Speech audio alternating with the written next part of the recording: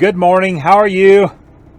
I'm out truck driving this morning and it's pretty interesting. I'm on some oil field roads, easement, and you can't drive here. So I thought I'd show it to you a little bit. This is some very beautiful ranch land out here, and let me show you the road and we'll get into it. Come on along, let's go truck driving. All right, I've turned the camera around and I got my paper here that gives me directions. We're off-road and we got to curve and swerve all over around these roads. It's open range, if you've ever heard of that.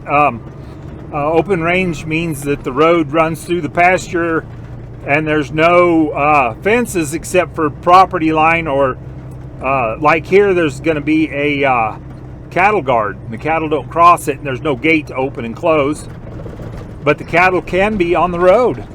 So we've got a lot of miles of road like this to get to the location.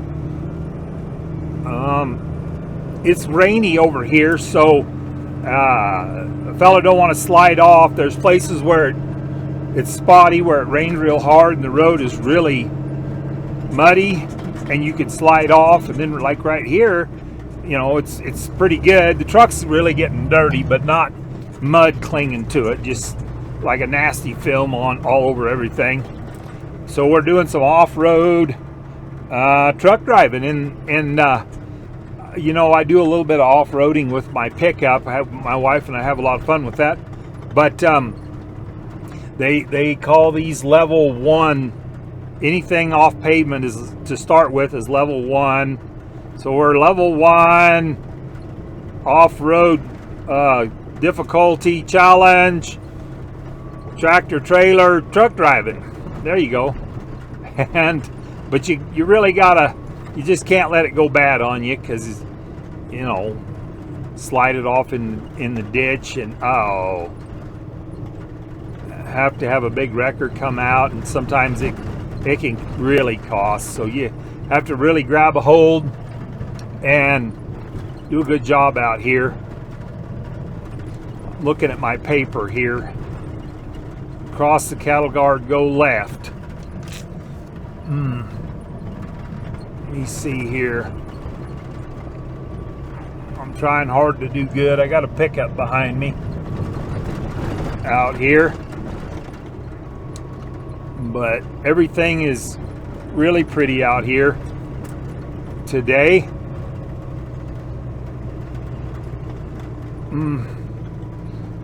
Yeah, this is looking pretty good.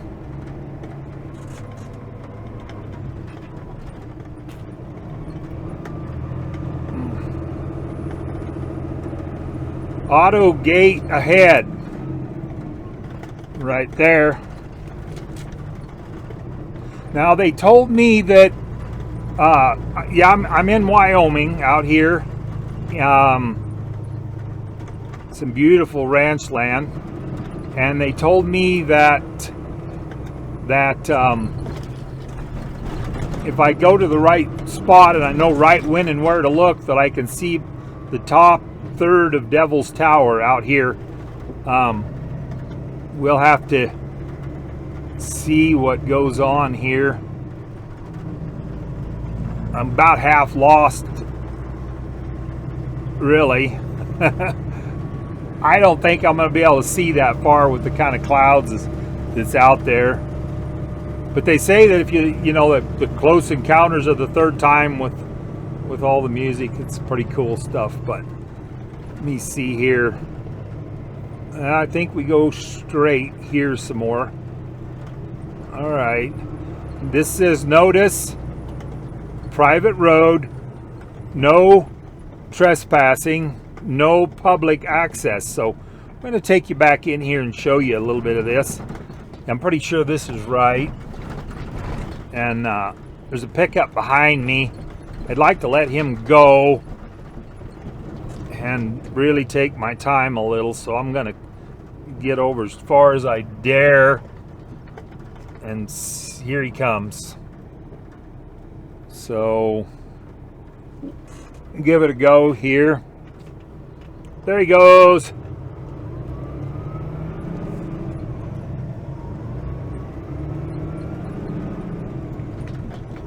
And we'll get on up through here. The road has a red color to it. I don't think the soil out there is red. I think it's the rock maybe that they brought in to build the road. I'm not sure.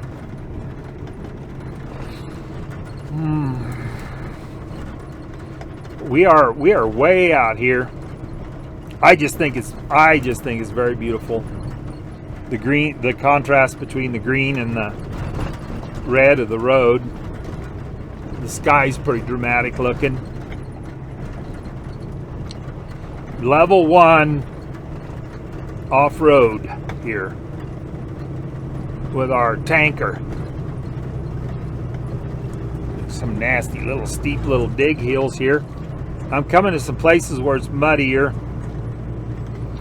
Now this truck has got what's called a interaxle differential lock, or a power divider, and that means that we can put power to both. This is 2 drive axles under the tractor, and then, and I'm pretty sure we're supposed to turn here. I'm gonna give it a go. We're gonna turn. This looks like a good place to push the front end. I want the front end to turn the corner with me instead of pushing straight ahead. And she's coming around. That went good. And then keep the trailer, don't let the trailer get off the road behind you and get you pulled in off the road, get you stuck.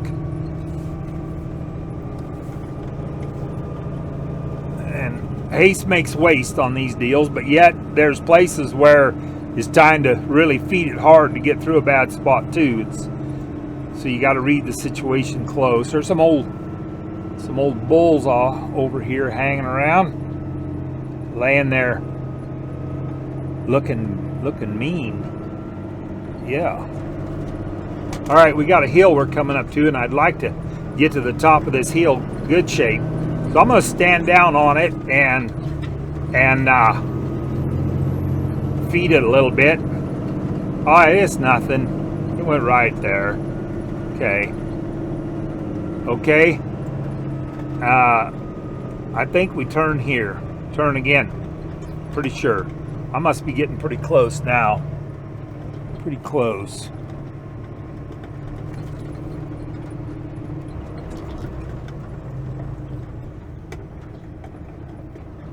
Go over here and see Peter today. He told me, we were talking about stuff and I was asking him questions, and he told me that his grandpa used to ride with Pancho Villa, Mexican Civil War, the fighting down there. I thought it was pretty interesting.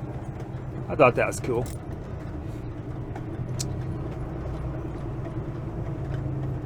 He's a good man.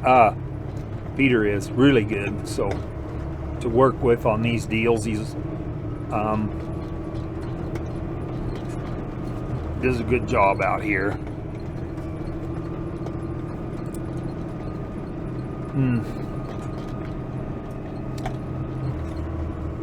I never did.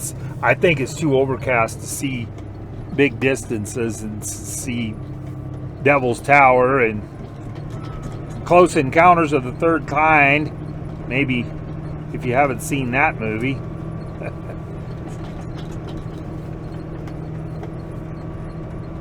I think I see the location. Yeah, I can see the tank I'm supposed to deliver to. I'm getting pretty close.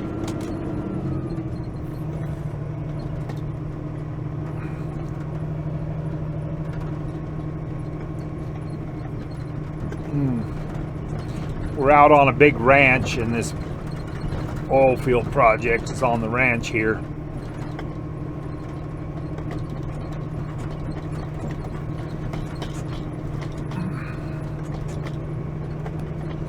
It's just a beautiful place. We are pretty far flung from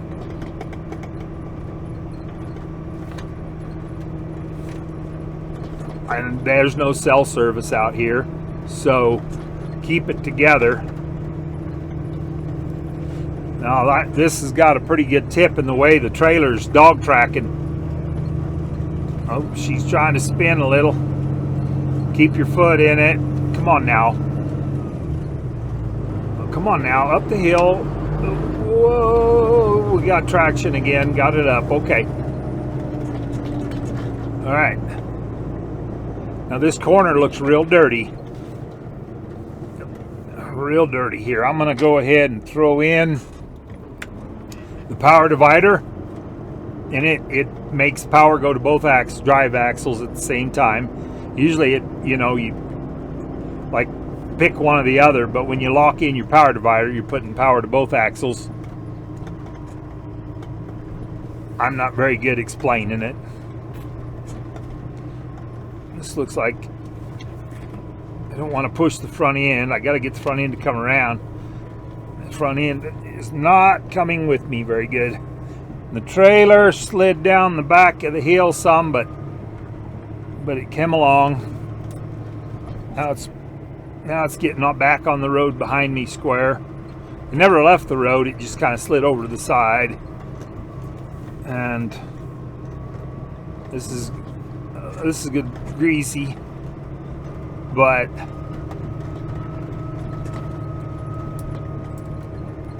we'll get it up through here. Okay, now I'd like to feed it.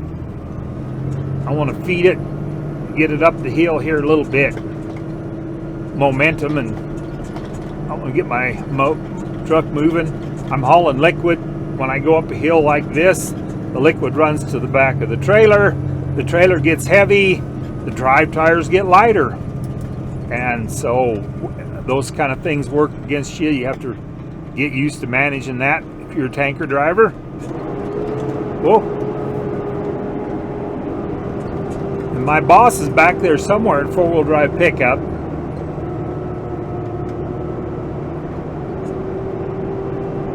So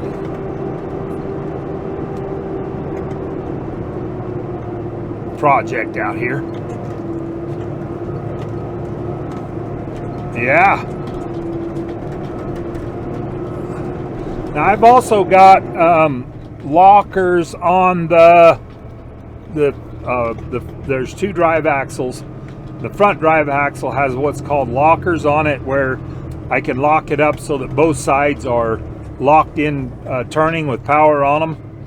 And then so you lock them in front and rear differentials to both have power, and then you got lockers on front axle only, so you can lock it side to side, so both of those axles are live. So both of those tires on the front axle have power on them. The problem is when you lock in the power divider, the truck wants to go in a straight line, and you have a hard time steering it because both axles are driving forward. Like a differential lets one tire move at a different rate than the other tire, so that you can turn, because when you turn your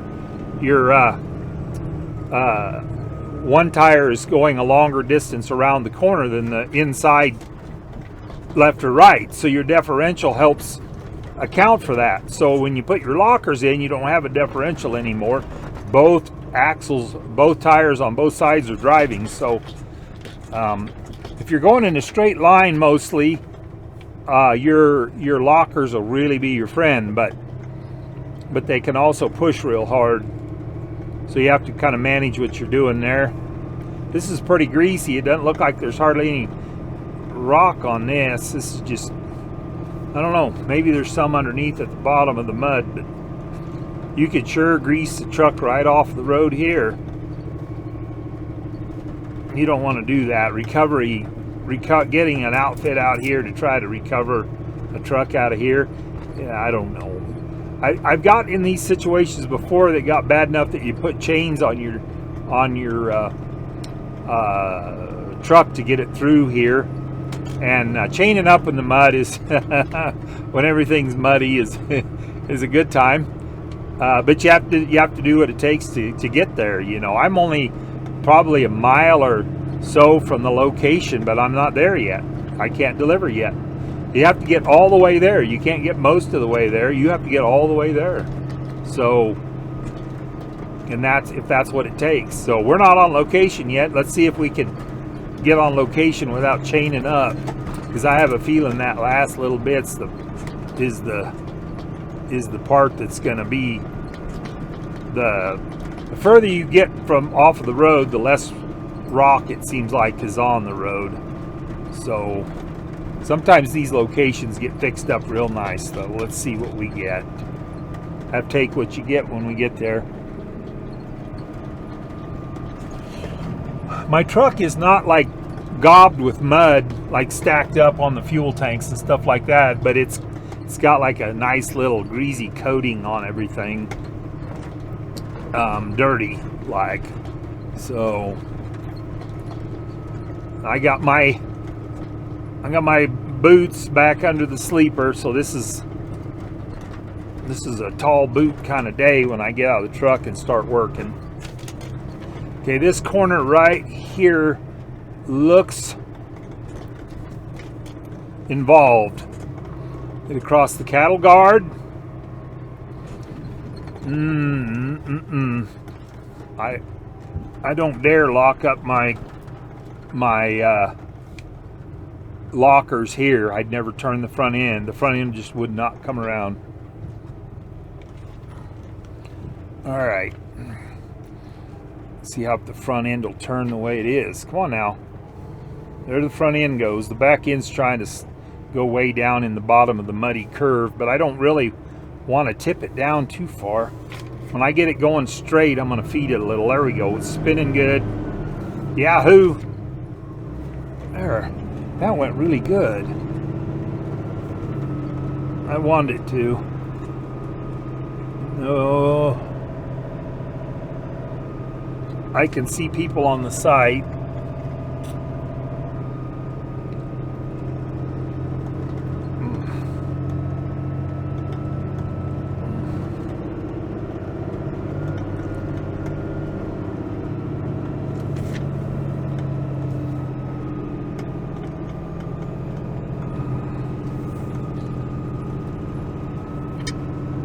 Yeah. I'm not even spinning a wheel. Then when I get on location, I'm going to, I got to go in a straight line up to the tank, so I'm going to throw in that locker to, well, let me look at the heel from here. It don't look bad.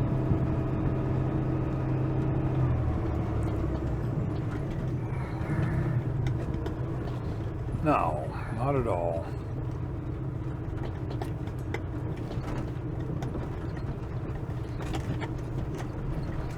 All right, here goes the locker on the front axle, just because that is a steep little pitch.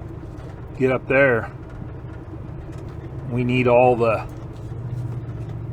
traction we can get, because all the liquid's going to go to the back and the drive tires are going to get light, and the hill's steep and it's wet.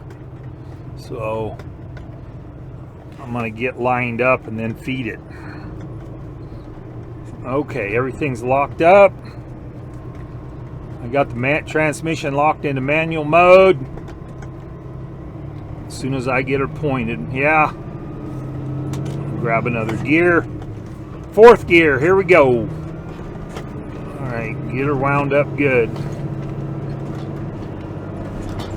Okay, here we go. All right, I got stuck and they're trying to pull me out.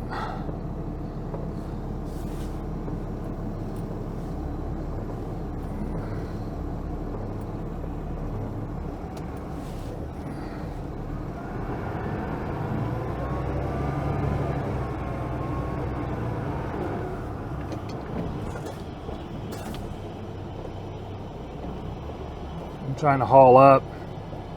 We got to reposition here.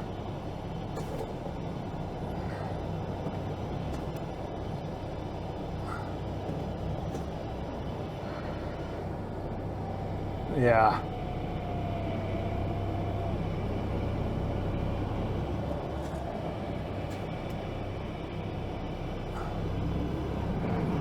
I'm trying not to run over the rope.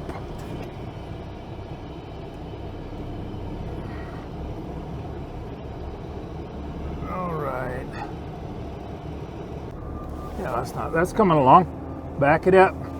Now I got to back through that muddy spot again to see how that's going to go.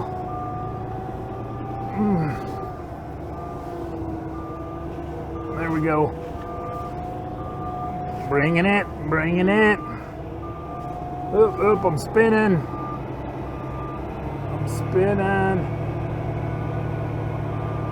I'm moving, but not very fast. I'm still moving. Okay, they're back there waving at me. I'm on location to unload. All right, let's get out and take a look. Put the mighty Reedhurst Kenworth in the mud, and you know, it's pretty dirty, but it's not like, you know, stacked up on the tops of the fenders. It can really throw it up that way.